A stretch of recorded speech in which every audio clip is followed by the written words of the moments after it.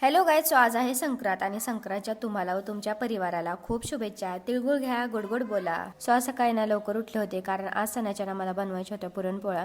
So सकाळपासूनच आज कामाला लागले होते. 12पर्यंत माझं पुरणपोळी भात आमटी तयार होतं.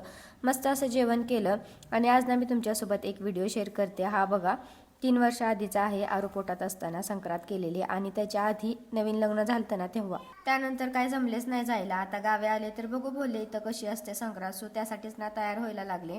पहिले तर केस स्ट्रेट केली आणि आज ना मी ही साडी वेअर करणार होते. त्यानंतर ना जे उसायला लागतं ना त्याची तयारी करून घेतली. छान असं ताट तयार केलं आणि किती छान ना आपली जनरेशन या सगळ्या परंपरा पुढे घेऊन जात आहे. सण आहेत म्हणून आपली पिढी जुनी परंपरा जपून पुढे नेत आहे. छान अशी साडी वेअर केली, हेअरस्टाईल केली सिंपलशी आणि अहोंना माझा ना लुक इनकम्प्लीट वाटत होता, त्यामुळे त्यांनी माझ्यासाठी ना गजरा आणला. अहोंनी एवढ्या प्रेमाने गजरा आणलेला, त्यांनीच गजरा माझ्या केसामध्ये लावून दिला. आणि हो, माझा नवरा खूप म्हणजे खूपच हौशी आहे, त्याच्यामुळेच ना मला हे सगळे सणवार करायला नटायला थटायला भेटतं. साडी वेअर केलेली अहोंनी खूप तारीफ केली माझी. हेच तर आम्हा बायकांना पाहिजे असतं, नवऱ्याने केलेली तारीफ. कोणी तारीफ करो वा ना करो, ज्याच्यासाठी करते ना त्यांनी केली हेच खूप आहे माझ्यासाठी.